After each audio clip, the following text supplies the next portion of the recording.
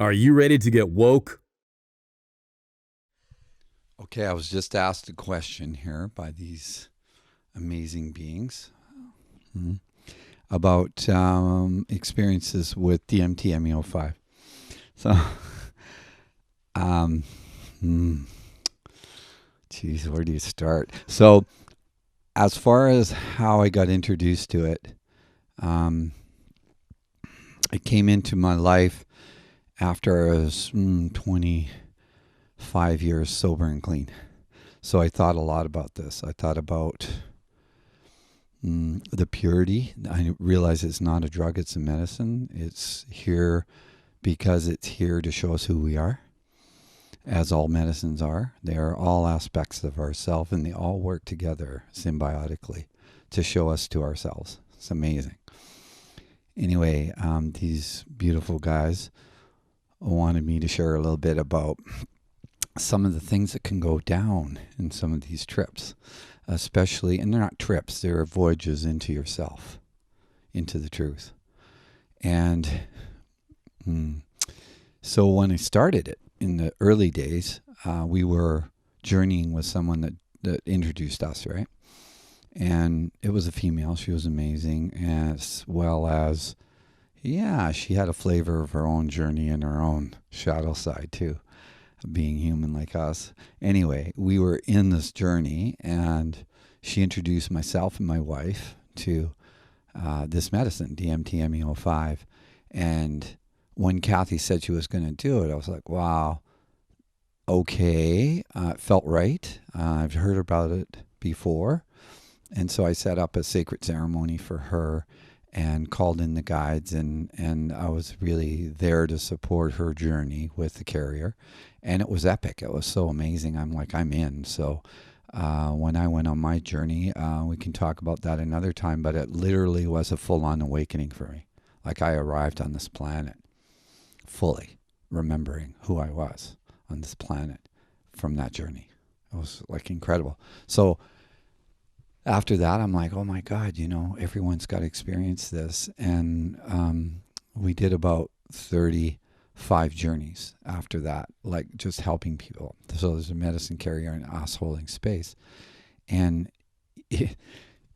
what we saw is you have no idea where people are going to go. Like they can say, oh, I've been in ashrams, I'm a meditator, I'm a this, I'm a that, and I got my shit together, but you'll find out when you're in.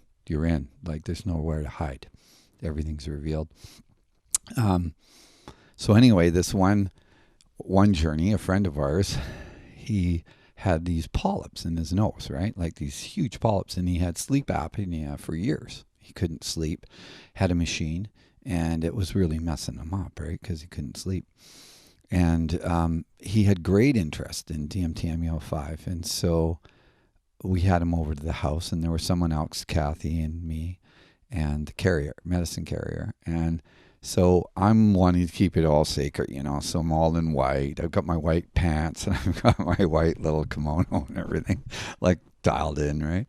And we call in the sacred, and he's made his intention, and we make sure everything's perfect. We know there's no contraindications, that he's going to have a problem because of medication. All that kind of stuff is covered. We're doing it safely, right? So anyway, this particular medicine, you vaporize it like you're using a pipe, right? So here's this guy. He smokes the pipe, and within a second, he crawled over on the floor. Something grabbed his head and smashed it into the floor. And he was bleeding everywhere. Like there was blood everywhere. And then I think he had more than he should have. So he was also throwing up. So the next thing I know, I had a hold of him, and he had all my white stuff on, and he's just bleeding all over me, right? And I'm trying to clear his passageway. Now, this is rare, by the way, you guys. So, and if you administer it the way it's supposed to, like the right amount, that doesn't happen. But this was how crazy this was in the beginning, and I learned a lot from this. So anyway, I'm trying to clear his passageways, which I was doing. I made sure he was breathing.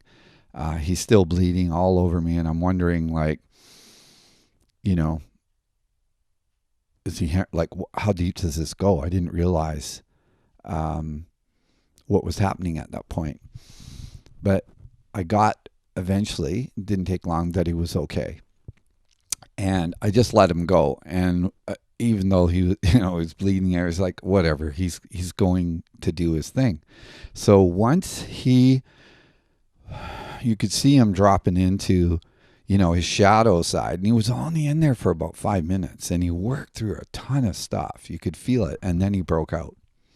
And then he was like in the middle of our living room. You know when you watch frogs, if you guys like, I love frogs, when you watch them in a pond, and they kind of go like this with their hands and their legs go out, and then they're swimming in the pond, especially when you see them at twilight and the stars are starting to come in the pool, and they're swimming in black, and it's just the cosmos.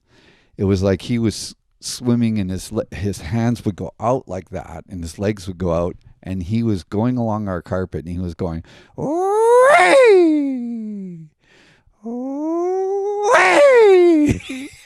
He was like a cosmic frog going through the universe. Like, he was tripping balls, and he was just having the best time ever, right? He was just like freaking out. And he went through all that, and then he came to, and we had a hold of him, and he was good. And he came to, and he went, "What the fuck happened?" He goes, "I can breathe." And then he goes, "Where did I hit my head? Where did I hit my head?" And we said, "Right there," or his nose, really. He smashed his nose. And he went over there, and he was digging through the blood, and it was full of all the polyps in his nose, was in the blood. And he actually, for the first time, had cleared them out of his nose, and he could breathe. There are growths that grow inside of the nose, like warts inside of the nose, kind of like that. That had cleared his passageways, so he could breathe now. And that experience changed him forever, like forever. So he could breathe. So then we knew, there's guides, things happen. You're going to have the experience you're supposed to. You don't have to be afraid. It's always, every time it works out the way it's supposed to, for sure. No, he didn't break his nose, which was amazing. I would have thought for sure he would have broke his nose, because he just went wham like that really hard. Yeah. So that was one of the more interesting, kind of freaky, crazy, scary. That's why I said. But the thing was, he came out of the other end of that breathing, and he said, I'm here now. My heart's open, and I feel love, and I'm happy perhaps for the first time in my life, and I've overcome PTSD from a very traumatic situation that he was in. And he was, out the other side.